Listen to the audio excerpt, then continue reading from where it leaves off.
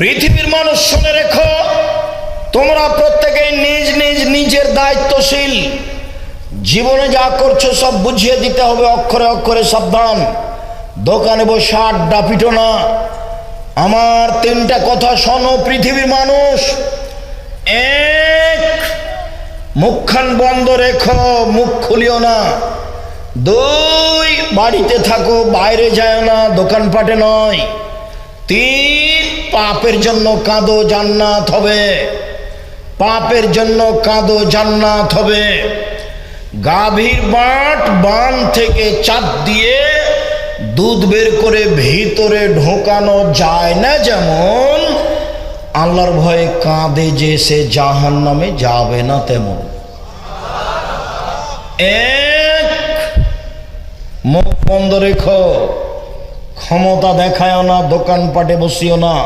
দোকানে যাব, আসসালামু আলাইকুম মোহাম্মদ, তোমার কাছে লবণ আছে? জি আছে, 1 কেজি লবণ দাও। মোহাম্মদ, তোমার কাছে মরিচ আছে? আছে, 200 মরিচ দাও। দাম দেওয়া হয়েছে, আসসালামু আলাইকুম। এই পর্যন্ত দোকানের সময়, এই পর্যন্ত দোকানের সময়। 12টা 1টা পর্যন্ত কিভাবে থাকেন? নিজেকে মানুষ মনে করবেন। প্রত্যেক মানুষ দায়িত্বশীল, দায়িত্ব সম্পর্কে জবাব দিতে হবে। সারা জীবন কি করছে সব বুঝাতে হবে। যেদিন বুঝানো শুরু হবে সেদিন কোনো দোভাষী থাকবে না, কোনো অন্তরাল থাকবে না, কোনো অন্তরাল থাকবে না, কোনো দোভাষীও থাকবে না। আল্লাহ যা বলবেন তুমি তা বুঝবা, তুমি যা বলবে আল্লাহ তা বুঝবেন। ডান দিকে দেখলে সব কর্ম দেখা যাবে জীবনের, বাম দিকে দেখলে সব কর্ম দেখা যাবে জীবনের, সামনে দেখলে দেখা যাবে জাহান্নাম। তখন আল্লাহর নবী বললেন, পৃথিবীর মানুষ, খেজুরের বীজের উপরে একটা সাদা চামড়া থাকে, একেবারে চিকন, দেখেছেন? এইটার সম পরিমাণ হলে তোমরা দান করে জাহান্নাম থেকে বাঁচো। এই কথা মুহাম্মদ সাল্লাল্লাহু আলাইহি ওয়াসাল্লাম বলেন, হাদিস বুখারী মুসলিম। ওইখানে বলে আসলাম, ওটা তুমি মনে হয় ভুলে গেছো। ওরা জান্নাতি। এক, সচ্ছল অসচ্ছল অবস্থায় দান করে যে 10 লাখ টাকা, 10 টাকা, 1 টাকা। 2, রাগ নিয়ে কাজ নেয় না যে, রাগ দিয়ে কাজ নেয় না যে। কি করেছে? মামলা। আচ্ছা ঠিক আছে, করেছে। কি করেছে? আপনার ছেলেকে মেরে দিয়েছে তো? ও আচ্ছা ঠিক আছে, ধৈর্য ধারণ করো। কি করেছে? আরে ও জমি জাল করে নিয়েছে তো, তো দখল করেছে, জমি প্রাচীর দিচ্ছে। আচ্ছা, ধৈর্য ধারণ করো। এটা নয়, কে রে, যা তো ওকে মারেই তো কত টাকা লাগে, ঠিক করা। রাগ নেই। 3, আফিনান নাস, মাপ, শুধু মাপ। কি করেছে? অন্যায় করেছে, মাপ করে দিলাম। কি করেছে? মাপ, শুধু মাপ, শুধু ছাড়, শুধু ছাড়। 3টা কাজ মনে থাকবে না নাকি? 1, দান। ও মনে থাকছে না, কই মনে থাকছে? 1 টাকা হোক নাই 1 কোটি টাকা হোক। 2, রাগ নেই, ছাড়। 3, মাপ। এই 3টা কাজ। ফলে মামুন নাসে আলা রাইন মুসলমান রায়তেহি, যেই জনগণের দায়িত্বশীল নেতা, দেশের প্রধান, তাকে অক্ষরে অক্ষরে জবাব দিতে হবে, অন্যথায় জাহান্নাম। আর রাজুল রাইন ফি আহলে বাইতিহি, বাড়ির মালিক যিনি, পিতা, ছেলে মেয়ের পিতা, স্ত্রীর স্বামী, তাকে জবাব দিতে হবে।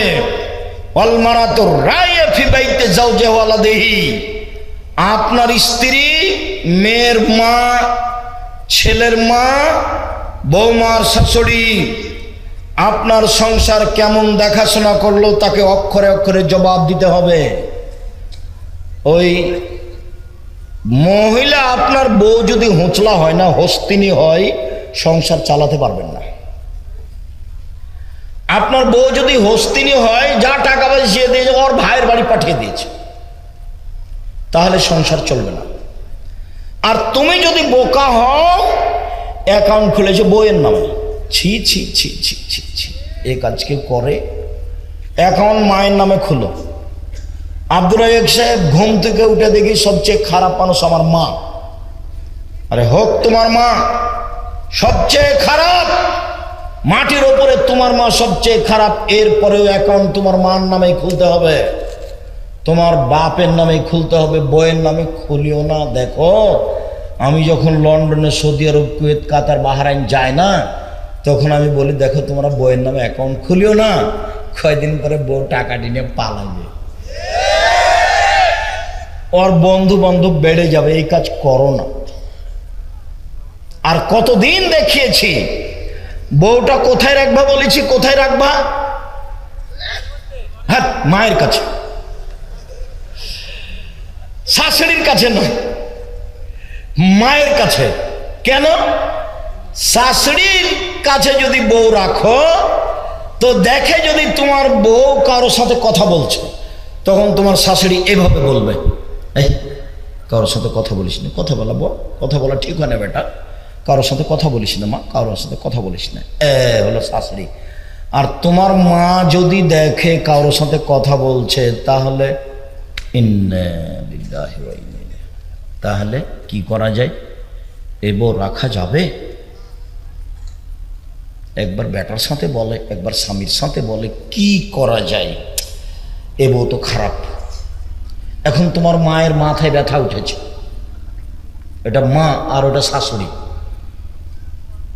আর একটু পার্থক্য দেখবা, তোমার বউকে চিনবা। এদিকে দেখো, আগামীকাল সকালে 1000 টাকার নোট 10টা তোমার মাকে ডেকে নিয়ে এসে তোমার বউয়ের সামনে একবারে সুন্দর ঝকঝকে টাকা 10টা তোমার মায়ের হাতে দিয়ে দাও, আম্মা এই যে খরচ করবেন। তোমার বউ তো এখানেই থাকবে, তোমার বউয়ের মুখখানার দিকে দেখো, দেখো কেমন লাগে। বউ পরীক্ষা করবা বেটা, তোমার বউ তো মনে করছে যে তুমি ধপ করে পড়ে গেছো তোমার বউয়ের কোলে, আসলেই কি তাই? তোমার মা পেশাব, পায়খানা, আদর, যত্ন, গোসল, কত কি, কাপড় চোপড় সাফ করে দেওয়া, স্কুলে পাঠানো, কত হয়রানি, কত রান্না বান্না, কত পথ অতিক্রম করে এসেছে। তোমার বয়স এখন 30, এখন তোমার বয়সে বলছে তোমার মা কিন্তু খারাপ, তোমার মা আমাকে গালি দেয়, তোমার মা এই করে সেই করে। তুমি যদি আমাকে দূরে না রাখো, ভাড়া বাড়িতে ঢাকা নিয়ে যাও, তোমার সাথে আমি সংসার করব না। মনে হচ্ছে যে একটা আস্ত জমিদারের মেয়ে। তো কিছু না, ভুলেও কোনোদিন বইয়ের নামে কিছু করো না। দিনী বোন, আপনাকে আমি খাটো করতে চাইনি, এ দিয়ে আপনাকে খাটো করতে চাইনি। কেন? আপনার ননদও তো আর একজনের বাড়িতে গেছে, তো সব তো সমান সমান আছে। আমি আপনার শাশুড়ির ব্যাপারে বলেছি যে আপা, আপনি সারাদিন বৌমাকে খালি মা বলবেন, খালেদা মা ঘরটা ঝাড়ু দাও তো মা, খালেদা আম্মু একটু ওই পানি 1 গ্লাস নিয়ে আসো তো আম্মু। সবসময় মা বলে যেন তোমার মা, সবসময় মা বলবো। সারাদিনে 100 বার মা বলুক তো তোমার মা, তারপর দেখি বউ কি করে।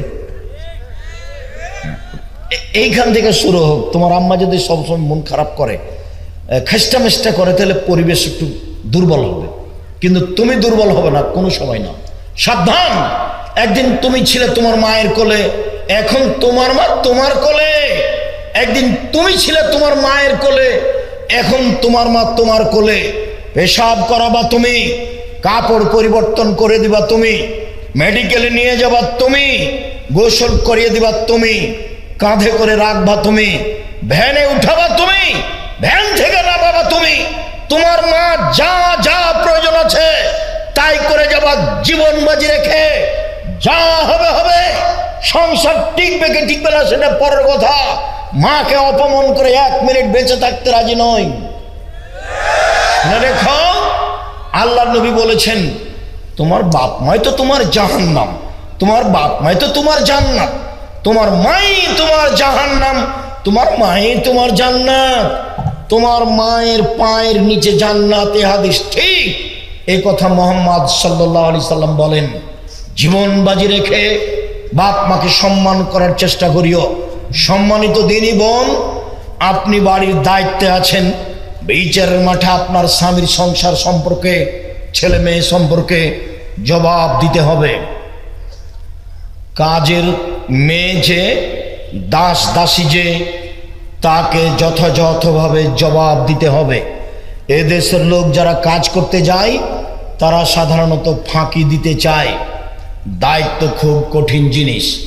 1 মিনিট, দায়িত্ব ভালো পরিচালনা করলে জান্নাত সহজ। 2-3টা হাদিস বলি। 1, বিচারের মাঠে 7 শ্রেণীর লোক বিশেষ ছায়াতলে থাকবে।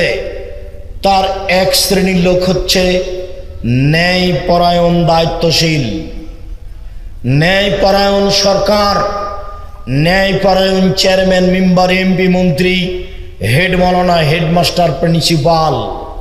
আরেকটা হাদিস, রাসূল সাল্লাল্লাহু আলাইহি সাল্লাম বলেন, পৃথিবীর মানুষ শুনে রেখো, ইন্নাল মুকশাতিনা ইয়াউমাল কিয়ামা, নিশ্চয় ন্যায়পরায়ণ নেতা যারা, একুনু আলা মানাবেরা আলা নূরিন ইনদাল্লাহি তাআলা, আল্লাহ তাআলার নিকটে নূরের মিম্বারের উপরে বসতে পাবে ন্যায়পরায়ণ নেতা। আল্লাহ তাআলার ডান পাশে নূরের মিম্বারের উপরে বসতে পাবে ন্যায়পরায়ণ নেতা, ন্যায়পরায়ণ হেড মাওলানা, হেডমাস্টার, প্রিন্সিপাল। সমাজের দায়িত্ব পালন করে যারা ন্যায়পরায়ণ ভাবে, তারা আল্লাহর পাশে নূরের মিম্বারের উপরে বসতে পাবে। এই কথা মুহাম্মদ সাল্লাল্লাহু আলাইহি সাল্লাম বলেন। তাতে তিনি বললেন, আল্লাযীনা ইয়াদলুনা, যারা ইনসাফ করে, ফি হুকমিহিম, নেতৃত্বে, ও আহলিহিম, পরিবারে, ওমাআলু, যেখানে যেখানে দায়িত্ব পালন করে জনগণের, সেখানে তারা এই নূরের মিম্বারের উপরে বসবে। রাসূল সাল্লাল্লাহু আলাইহি সাল্লাম বলেন, 3 শ্রেণীর মানুষ জান্নাতে যাবে। 1 শ্রেণীর ইমামুন মুকসিতুন মুওয়াফাকুন, ন্যায়পরায়ণ নেতা, যে জনগণ যেটা চায় নেতা সেইটা করে, জনগণের দাবি দাওয়া নিয়ে চলে, এরাই হলো ন্যায়পরায়ণ নেতা, এরা হবে জান্নাতি। শুনুন সম্মানিত দিনী ভাই বোন, এবার এ অংশ ছেড়ে দিয়ে এইটা কেমন কাজ সেইটা বুঝি। আবু উসমান বলেন, একদা ওমর রাদিয়াল্লাহু তাআলা আনহু আমাদের নিকটে পত্র লিখলেন। আমরা তখন আজেরবাইজানে ছিলাম। এক খেলে চেয়ে থাকবেন আমার দিকে, অতীব গুরুত্বপূর্ণ কথা পেশ করা হচ্ছে। আবু উসমান বলেন, আমরা ছিলাম আজেরবাইজানে, ওমরের পক্ষ থেকে একটি পত্র আসলো। পত্রে লেখা আছে, পৃথিবীর মানুষ, ইন্নাহু লাইসা মিন কাদ্দিকা, নেতৃত্ব তোমার পরিশ্রমের কারণে আসেনি।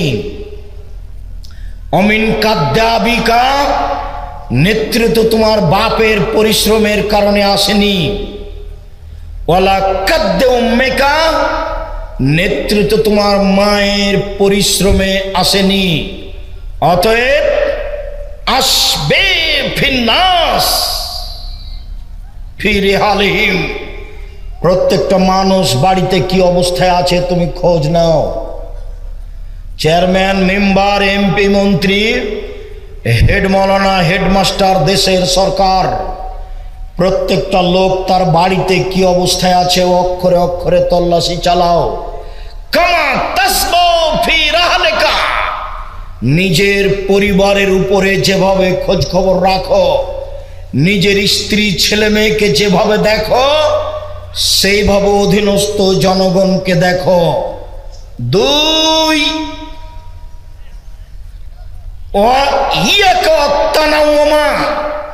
বিলাসিতা থেকে বেঁচে থাকো। এই ছেলে, এটাই মনে করতে হবে তোমাকে। শুধু কেন পদ্মা সেতু, শুধু কেন রাস্তা বানানো, কেন হলো না এমন বিশ্ববিদ্যালয় 15-20টা দেশে? ভারতে কেন যাব চিকিৎসা নিতে? ভারতের বড় বড় যেটা মেয়ে ডাক্তার, ছেলে ডাক্তার, লক্ষ লক্ষ টাকা বেতন দিয়ে ওকে কিনে নিব। ওই সরকার দিয়েছে 10 লক্ষ টাকা বেতন, আমি দেবো 20 লক্ষ টাকা বেতন। আমার মেয়েরা এখানে ডাক্তারি শিখবে। হাজার হাজার শত শত বিশ্ববিদ্যালয় গড়ে উঠবে বাংলাতে। সেইটা না হয়ে রাস্তা কেন এত? তো বলছে যে এতই টাকা মেরে খাওয়া যায়। তাহলে পদ্মা সেতু কেন? তো তাহলে আব্দুল্লাহ বলছে যে পদ্মা সেতুর সবাই যে দাস, টাকা মেরে খাওয়া যায় সেই জন্য। বিশ্ববিদ্যালয় করলে কি হয়? মেয়েদের প্রতিষ্ঠান ভিন্ন করে করলে কি হয়? কোটি কোটি টাকা এখানে খরচ করলে কি হয়? ছেলে মেয়ের শিক্ষার পিছনে বিলাসিতা থেকে বেঁচে থাকবা। উমার লিখছেন, এলাকার দায়িত্বশীল এক সারা দেশের মানুষকে অক্ষরে অক্ষরে সূক্ষ্মভাবে তল্লাশি চালিয়ে দেখো কেমন আছে তারা। যেমন ভাবে নিজের পরিবারকে তল্লাশি চালিয়ে দেখো। নিজের পরিবার আর দেশ তোমার কাছে সমান সমান। এই কথা লিখলেন উমর রাদিয়াল্লাহু তাআলা আনহু। 2 বিলাসিতা করবা না। কোণে ঘরে থাকবা বসে 10-এর পয়সা দিয়ে বিলাসিতা করো না। বিল্ডিং বাড়ি বানায়ও না। দেশের অর্থ সম্পদ দখল করো না। দুবাইয়ে বাড়ি ঘর করো না। ওমর লিখছেন 2 বিলাসিতা করো না। 3 জিয়া আহলি শিরকে মুশরিকদের বেশ ধারণ করো না। শিরকারীর সহযোগিতা করো না।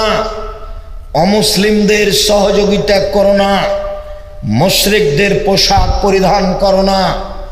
অন্যায়ের পোশাক পরিধান করো না। 3 নিজের আত্মার অনুসরণ করো না। সাবধান, নিজের আত্মার অনুসরণ করো না। পত্রে লেখা আছে, উমর লিখছেন, 1 নিজের পরিবার যেভাবে দেখো জনগণকে সেভাবে দেখবে। 2 বিলাসিতা করো না। 3 অমুসলিমদের পোশাক পরিধান করো না। অমুসলিমদের দিনরাত সহযোগিতায় থাকিও না। 4 মনের অনুসরণ করো না। সাবধান থেকো। উমর রাদিয়াল্লাহু তাআলা লিখছেন, ন্যায়পরায়ণতা কি জিনিস? আবু জার গেফারি বলছেন, আল্লাহর নবী আমাকে এলাকার নেতা করে দেন। আল্লাহর নবী বললেন, আবু জার ইন্নাকা যায়িফুন, তুমি হচ্ছ দুর্বল মানুষ। ওয়া হাজিহি আমানা, নেতৃত্ব হচ্ছে আমানত, যার ফলাফল জাহান্নাম। নেতৃত্বের ফলাফল জাহান্নাম, এইটা তুমি বহন করতে পারবে না। পৃথিবীর মানুষ, আমি কি তোমাদের বলে দিব নেতৃত্ব কি জিনিস? পৃথিবীর মানুষ, আমি কি তোমাদের বলে দিব নেতৃত্ব কি জিনিস? শুনে রেখো, 1 আউয়ালুহা মালামাতুন, প্রথমটাই হলো অভিশাপ। জনগণ বলবে টাকা দিয়া নেতা হয়েছে।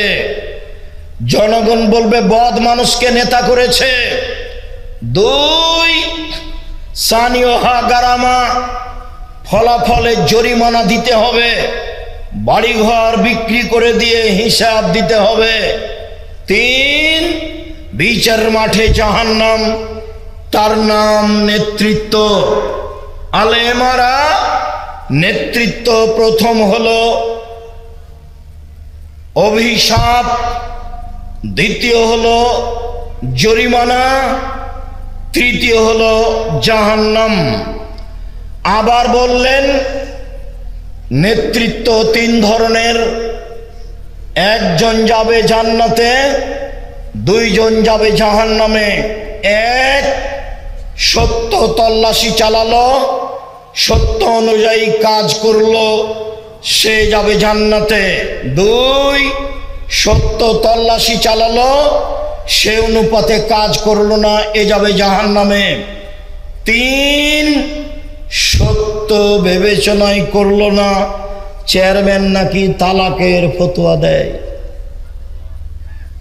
এখন নাকি তালাকের সমাধান চেয়ারম্যান মেম্বারের কাছে। আল্লাহর নবী বলেন যারা হক জানেই না ফয়সালা দিয়ে দিল, ওরা যাবে জাহান্নামে। নেতৃত্ব তিন ভাগে বিভক্ত, এক জান্নাত, দুই জাহান্নাম। পৃথিবীর মানুষ সাবধান। আল্লাহর নবী বললেন পৃথিবীর মানুষ ওয়াইলুল লিল উমারা, নেতাদের জন্য ধ্বংস সুনিশ্চিত। ওয়াইলুল লিল উরাফা, যারা সমাজের দায়িত্ব পালন করে তাদের জন্য ধ্বংস সুনিশ্চিত। ওয়ালিল উমনায়ে ওয়াইলুন, যাদের কাছে দশের সম্পদ থাকে তাদের জন্য ধ্বংস সুনিশ্চিত।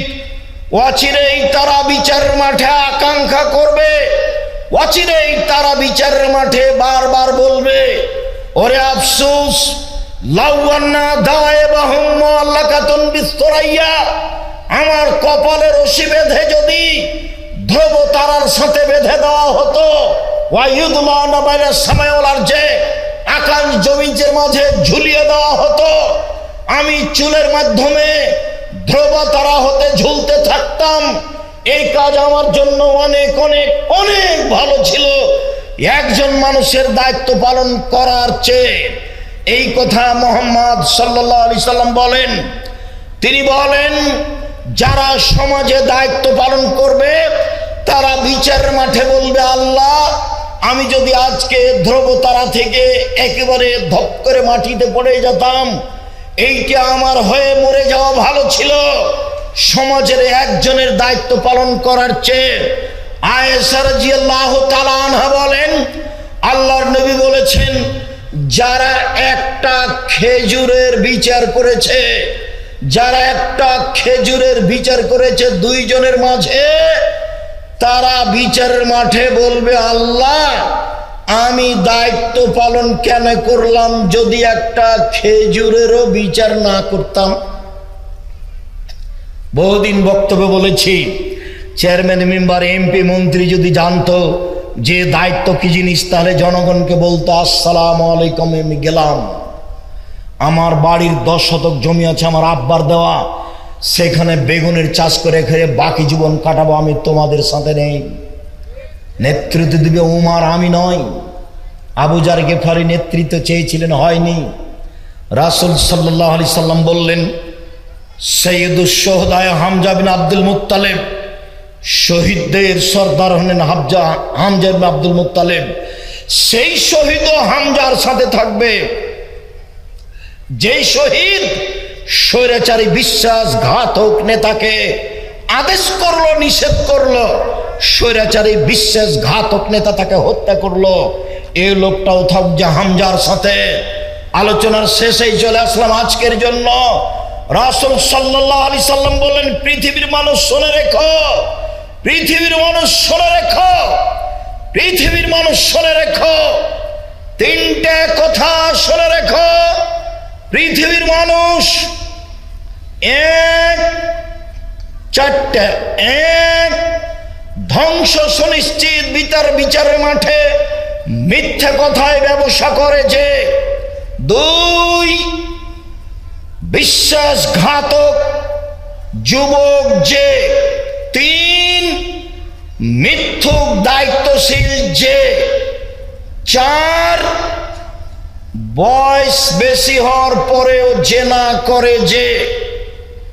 বেশি বয়সে জেনা করে যে তার সাথে আল্লাহ বিচারের মাঠে কথা বলবেন না। গরিব মানুষ অহংকার করে যে তার সাথে আল্লাহ বিচারের মাঠে কথা বলবেন না। এই বিষয়ে অনেক আলোচনা ছেড়ে দিয়ে আজকের জন্য একবারে শেষে এসে বলছি, আল্লাহর নবী বলছেন আমার সুপারিশ দুই শ্রেণীর মানুষের জন্য বিচারের মাঠে হবে না। আমি দুই শ্রেণীর মানুষের জন্য সুপারিশ করব না। এক, ইমামুন জালুমুন গাসম, স্বৈরাচারী বিশ্বাসঘাতক গাদ্দার নেতা যারা, তাদের আমি সুপারিশ করব না বিচারের মাঠে। তিন, আত্মসাৎকারী বিশ্বাসঘাতক যে ব্যক্তি, তার আমি সুপারিশ করব না।